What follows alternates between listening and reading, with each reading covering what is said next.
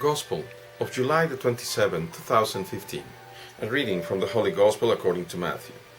Jesus proposed a parable to the crowds. The kingdom of heaven is like a mustard seed that a person took and sowed in his field. It is the smallest of all the seeds, yet when full grown it is the largest of plants. It becomes a large bush, and the birds of the sky come and dwell in its branches. He spoke to them another parable. The kingdom of heaven is like yeast that a woman took and mixed with 3 measures of wheat flour, until the whole batch was leavened. All these things Jesus spoke to the crowds in parables. He spoke to them only in parables, to fulfill what had been said through the prophet. I will open my mouth in parables. I will announce what was lain hidden from the foundation of the world. Gospel of the Lord. Praise to you, Lord Jesus Christ. Let us take a quick pick of the first reading from Exodus chapter 32. Moses turned and came down the mountain. Joshua heard the noise of the people shouting. Moses answered, I hear cries of revelry. He saw the calf and the dancing, and Moses' wrath flared up. He threw the tablets down and broke them on the base of the mountain.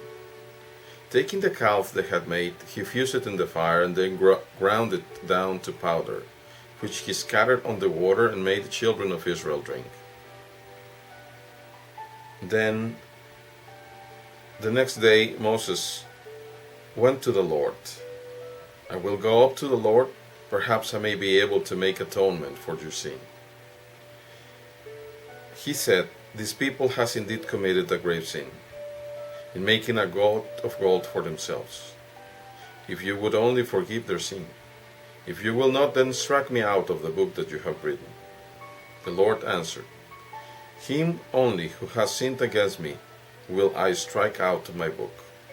Now go and lead the people to the place I have told you. Alright, we see the scene of wrath Moses.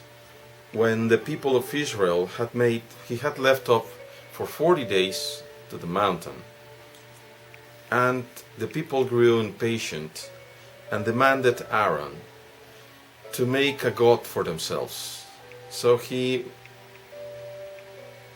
got together all the gold that the people had and made a calf for them to adore.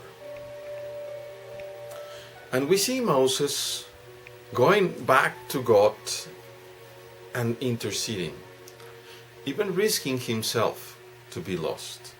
However, he can only avert the wrath of God for so long. For the Lord says, Him only who has sinned against me will I strike out of my book. Now, we see the true mediator of grace in the person of Jesus of Nazareth. He is the seed of mustard. He is the smallest because he is so humble and meek and wants to be planted in your conscience and mine. That is our field. When that seed is fully grown, it is the largest of plants.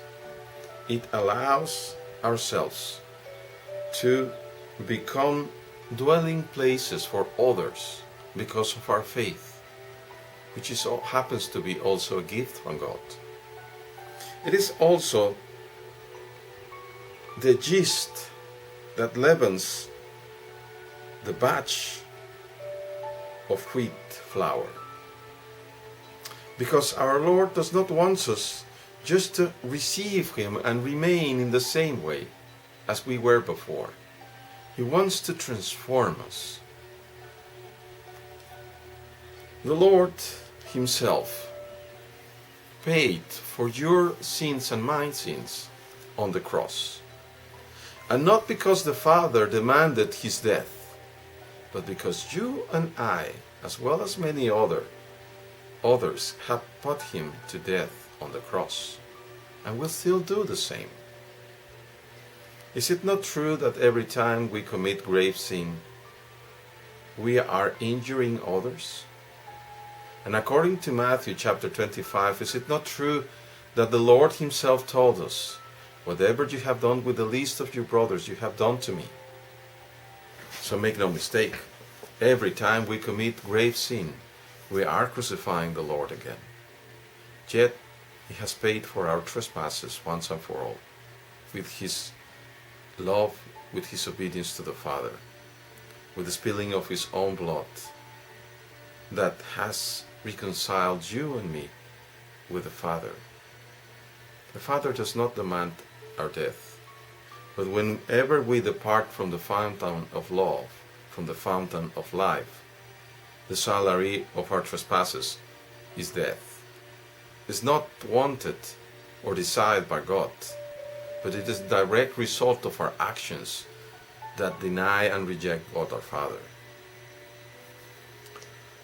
Today, we want to see Jesus as that of the smallest of the seeds, that is offered to you and me for our heart, for our conscience, to let him there so that that seed may grow by the power of the Holy Spirit.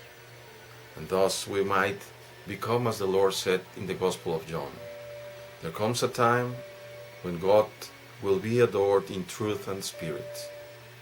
Truth being the Lord Jesus, Spirit being the Holy Spirit.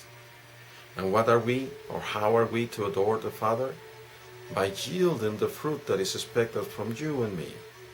The fruit that is love, the fruit that is charity, the fruit that is goodness and righteousness with everyone. The love among us and among others. That is the distinction of the Christian,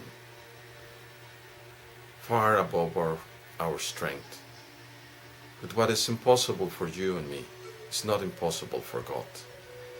Today we are asked to become humble, to let ourselves be amazed at the love of God, who has sent his own Son, that he might become the true intercessor to save our souls. However, that salvation is not to be imposed on you and me. That salvation still is missing your will and mine. May our Father increase his love in you and me and all his children, that we may come to love his will with all our strength and all our lives and all our conscience, until we meet in heaven. God bless you all, brothers.